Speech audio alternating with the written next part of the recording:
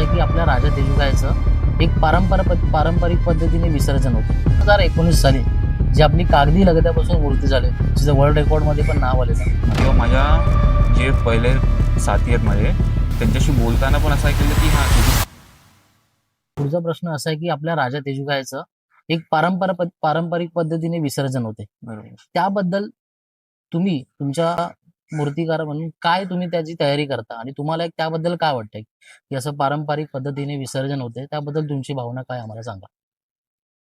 विसर्जनच्या मागे जर बघायला गेलं तर आपण ते कुठे बनवतानाच असं बनवावं लागतं आपल्याला की हा उचलताना किंवा ठेवताना काही प्रॉब्लेम नसावा, कुठे काही तुटलं किंवा काही झालं असं काय त्याच्यामध्ये प्रॉब्लेम नसावा.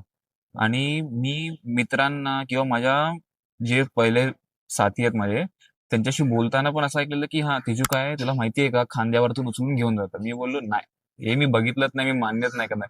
पहिलं माझं असं होतं, पण बरोबर. नंतर जेव्हा प्रत्यक्षात बघितलं मी स्वतः हैराण झालो की बाबा, काय बघतोय मी, हे खरं आहे, ही गोष्ट खरी आहे. खूप चांगला अनुभव होता बघायला, कारण की मला जे वाटत नव्हतं ते पण मला दिसून येतं. म्हणून खूप चांगला अनुभव मिळाला मला तरी. ओके, ह्याची संकल्पना कोणी दिली की खांद्यावर गणपती विसर्जन करण्याचं पारंपरिक त्यामध्ये काय तयारी करता म्हणजे जसं गणपती उचलायचा असेल त्याचं वेट मॅनेजमेंट परत त्याला जो सपोर्ट असतो तो कशा प्रकारे आपण त्याची तयारी करता. त्याच्यासाठी आपण वेगळे प्रकारचे हुक्स बनवले असतात. त्याच्यामध्ये आपण 3-4 साईडनी रॉड्स घालतो. माणसं ते बरोबर एकाच टायमाला बरोबर उचलून ते समुद्राकडे घेऊन जातात त्याला विसर्जनासाठी आणि एकदम बरोबर ठिकाणी. कारण की मी बघितलं की त्यांना त्यांना वेगळीच असं काहीतरी बोलतात ना शक्ती बरोबर. प्रदान होते त्या टाइम पूर्व. ओके, बघा कारण आपल्या बाप्पाचं विसर्जन चांगल्या प्रकारे झालं पाहिजे. बरोबर कारण आपण बघतोच की मूर्तीची विटंबना होण्याचे चान्सेस असतात. भरपूर ठिकाणी कांद्यावर मूर्ती नेत नाही, ट्रॉली घेऊन जातात, ती ट्रॉली पाण्यामध्ये फसते, तर ते मूर्तीचं विसर्जन प्रॉपरपणे होत नाही. बरोबर. तर ते आपल्या राजाचं विसर्जन अशा पद्धतीने होते जेणेकरून आपल्या खांद्यावरून बाप्पा थाटात जातो आणि त्याचं थाटात विसर्जन होतं.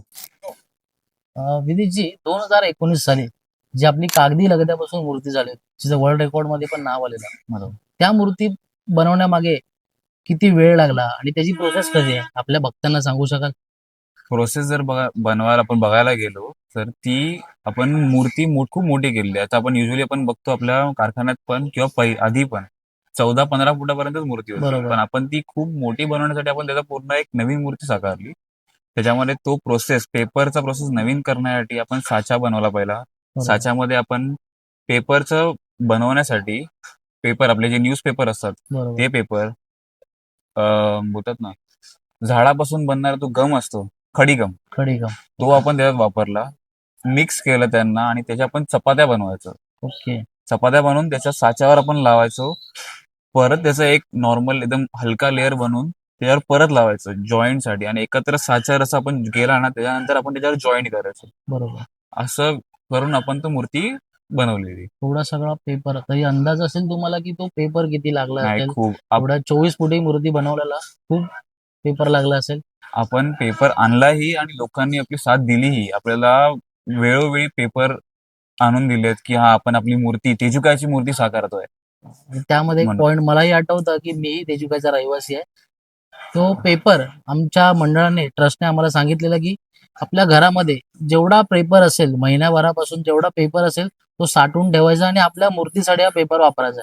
तर महिनाभर आपले जेवढे न्यूजपेपर येत होते ते न्यूजपेपर आम्ही साठवून आपल्या मंडळाला दिले आणि त्यापासून ही मूर्ती बनवली 2019ची जी भव्य दिव्य अशी 24 फुटाची मूर्ती आहे ती आपण साकारली.